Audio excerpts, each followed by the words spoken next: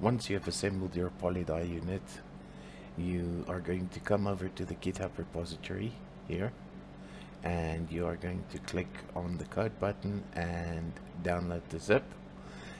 If you're a more advanced user, you can also clone it to a folder in your hard drive using Git. Once you've downloaded the file, extract it to a folder on your hard drive. Once you've extracted the zip file, navigate over to the folders and go to SD card. Copy all the files in there to the SD card that you're going to be using with your PolyDye unit. Once the files are finished copying, click on the wifi.txt file and edit it. Here you'll find a place for your SSID and the password of your Wi-Fi. Enter them here. Once you've entered them, remove the SD card from your PC and insert it into the PolyDye unit. Once you have inserted the SD card, power on the PolyDye unit and wait a couple of seconds. Once it's booted, power cycle the unit again, after which you can navigate to the following URL, phantom.local, which will then load up its web interface. Once the web interface is loaded, you'll be presented with this screen. We'll have this area here when you select a model. A preview is loaded here. We've got our baby stepping for when you are printing that you can use to align the ink to the model. And this wire-wire alignment is to align ink between forward and backwards movements. We've then got the camera where you can have a MJPEG stream from an IP compatible device, which you can view your printer or then we'll have the file list, which displays the contents of our SD card. We've got a refresh button that scans the SD card for files. We've got the print button that prints your G-code, an upload button that is for standard G-code files, and then the align button, which performs the slicing, merging, and alignment of the color slices and the Orca sliced model. Terminal provides a terminal interface to your printer, similar to Printerface and other terminal apps, and this is just your printer status. In order to demonstrate more clearly what I'm speaking about, I'm going to assign our camera URL. There we go. We'll cover these settings in a moment. Okay, so we've got our web stream here, and I'm now going to power off the PolyDye unit and insert the cartridge like so.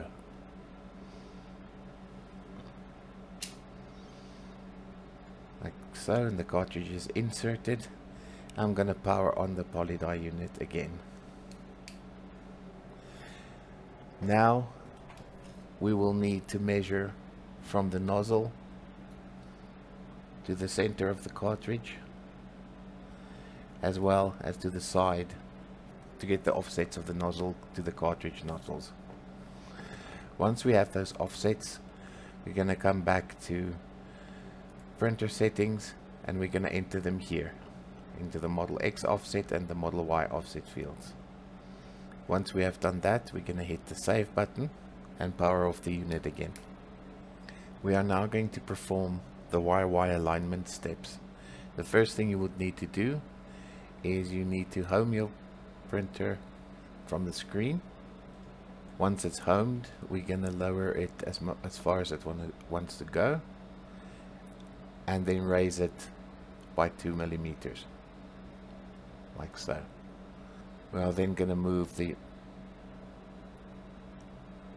nozzle to the bottom left. Once we move the nozzle to the bottom left of the printer, we're going to place a small sheet of paper onto the print bed in the bottom left corner. We are going to take some kitchen towel and we are going to gently wipe the cartridge's nozzles like so. Once we've done that,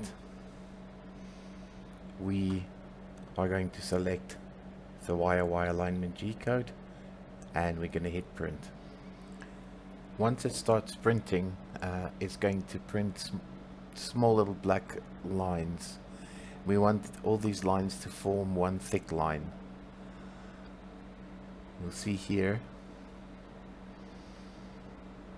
the lines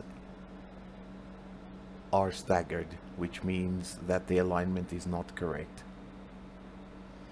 So in order to correct the alignment, we're going to select these values, starting with the biggest one when they're far apart like that, and we're going to adjust those values and reprint.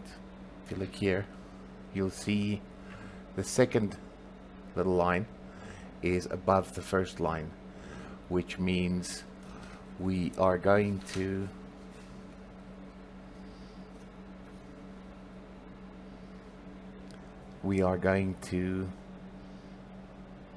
click on this button here. We click on it once to move it along by 20k units, and then we're going to hit print again. If the second printed line was below the first line, you would use the up button. So there we can see they're closer, so let's try down one more time.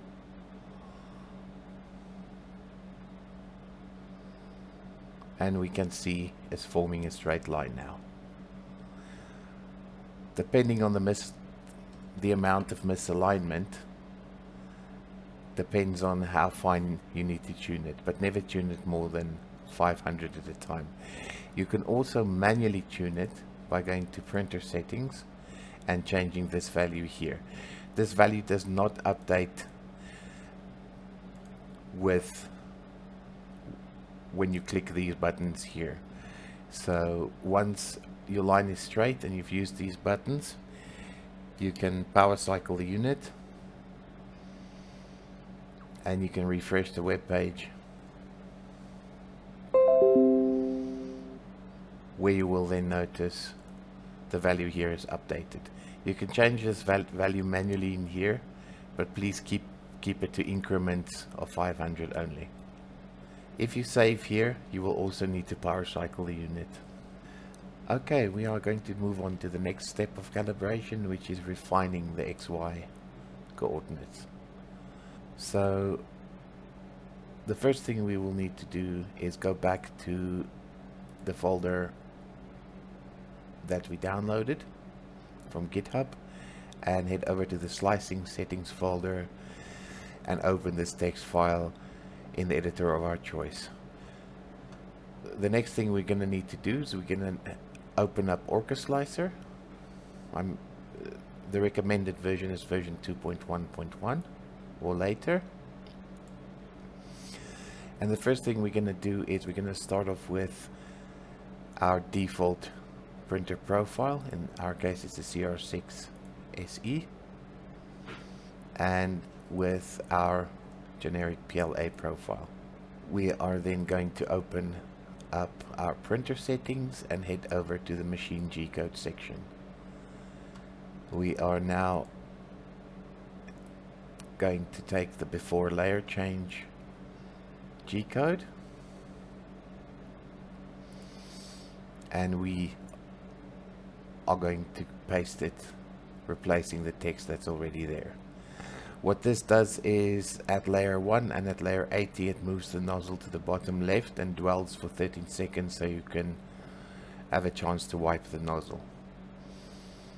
The next section is specific to the printing of the ink layers, which we're going to copy here and also put into the layer change G-code section.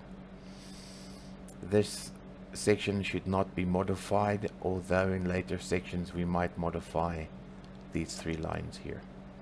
But for now we leave them as is. Once done, we are going to save,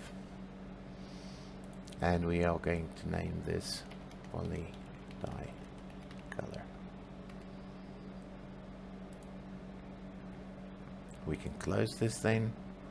The next thing that we will have to do is navigate over to the other section, and we're going to have an outer and an inner brim. This is recommended because sometimes the ink might spill over the edges and we don't want to get it on our beds.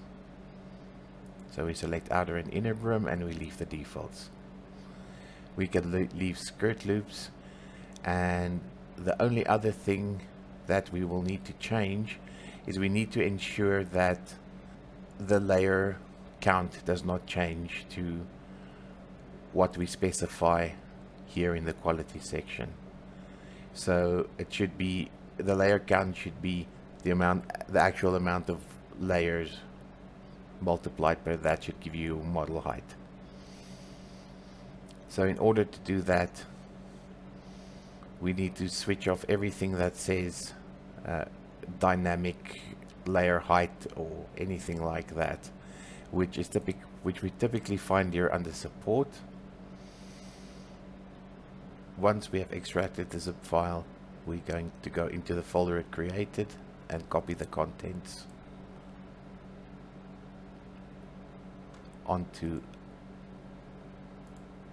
our SD card that we use with the PolyDye unit, like so. We are then going to remove the SD card from our computer and insert it back into the PolyDye unit. We will then click on the refresh button, which will bring back the contents including our sliced and aligned file. We click on this file and we get a preview of what it's going to print, and we are going to click print. We cannot use the upload button to upload the colored models. Those are only for standard G-code files. We have in this current implementation, you unfortunately have to copy the contents of the zip file manually. So once we're ready, we click print and we wait for the print to start. Once the first layer has been completed, the cartridge will allow you to wipe it again. Be careful not to press too hard when wiping, otherwise you might press the cartridge so that it loses connection with the interface board. Once you've wiped it, the cartridge will continue to print little squares onto the filament square, like so. Once it's completed this square, you can cancel the print if you're impatient, or you can let it continue. I'm going to cancel it by pressing cancel print and moving the bed out of the way. You'll be left with an image that looks like this. Do not remove the print just yet, because we're now going to take a picture with our cell phone of this print. We're going to try to keep the camera as level with the bed as possible to get the picture as square as possible. Also try to fit as much of the filament into the camera frame as possible.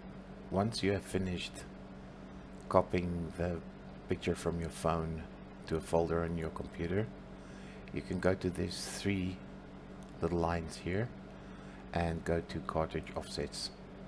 Once you are here, you can click on browse and open the picture you downloaded. It will look like this. What we will need to do is we would need to move this little red block to cover the block we printed. Now, as you can see, it's slightly rotated. We can then adjust the rotation to align it better, and then you can move this block into place like so. Now it doesn't need to be perfect, but the closer to perfect we can get it, the easier the next step would be. So once we've aligned our block, we click on Store Filament Position. We then resize the block again and move it over our printed square. And we resize it to cover the square, like so. We then click on Store Ink Position and we click Calculate. From here it's going to give us offsets, in this case 8.22 millimeters on the X and 0.54 millimeters on the Y. What we are going to do is we are going to take this 8.2 and the 0.5 and we're going to add it to the offsets we measured right at the beginning with the ruler. To do that, we're going to hit close. We're going to click here again and go to printer settings, and here we're going to add 8.2 to the X, so 29.2, and we are going to add 0.5 here, which gives us 56.8. We can hit save and power cycle the unit, and this step is done. For the last part of the calibration, we are going to remove all prints from our print bed in order to start a new print. We are going to print our little calibration cube in color this time. So in order to do so, we are going to head back to the folder we downloaded from GitHub, and we're going to navigate to Orca Slicer again with a new project using our color profiles we created earlier. So in the PolyDye folder, we're going to go to Models, Calibration, Color Test, and we are going to drag this into Orca Slicer, and we're going to position it to the bottom left of our print bed, and we're going to say slice and export the G-code file to our renders folder of our color test. So there we go. We're then going to head back to the Polyprint web interface, click on Align, and go to that same renders folder where we just saved our color block calibration print. We're going to select all the files, and we're going to wait until the alignment has been completed and the zip file has been generated. In order to print colors with the best accuracy, we do recommend you print in using eSun EPLA Light White. That produces the best colors. If you can't get hold of that, you can also use Creality Hyper Series White, but the colors do come out slightly washed out on that one.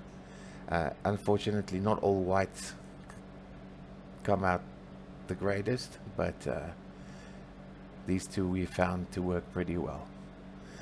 Once your zip file has been downloaded, we can extract the contents, navigate to the folder, and copy the contents to the SD card. So let's quickly extract the files, like so.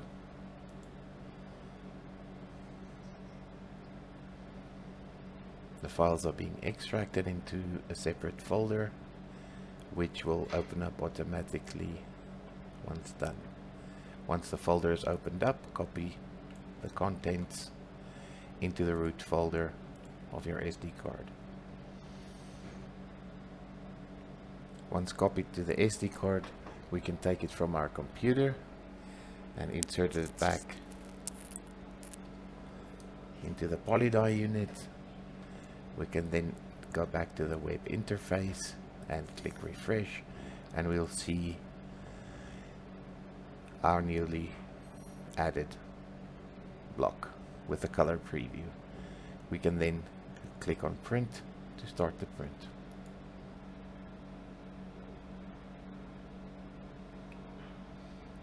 Once the first layer has been completed, the cartridge will move out of the way so we can gently wipe the nozzles. It will resume printing, and we will now wait for it to complete 5 layers. Once 5 layers is printed, you might notice misalignment in the printed square versus the filament square. Now you'll see this by seeing white edges on the sides. Now we will use baby stepping here to completely align the model to the ink. So from my print, I can see that it's about, I'm going to guess 0.3 that the ink needs to go to the left, so I'm going to do that. And also it needs to go, the ink needs to go away from me. So we'll click there as well. It's important not to click these buttons while the ink is busy coming down like now, as the setting might not take effect if you click it while it's putting down ink. It's also important after you've made an adjustment, to wait at least another layer or two before checking again, because the layers of the ink are so thin, you might not immediately see the change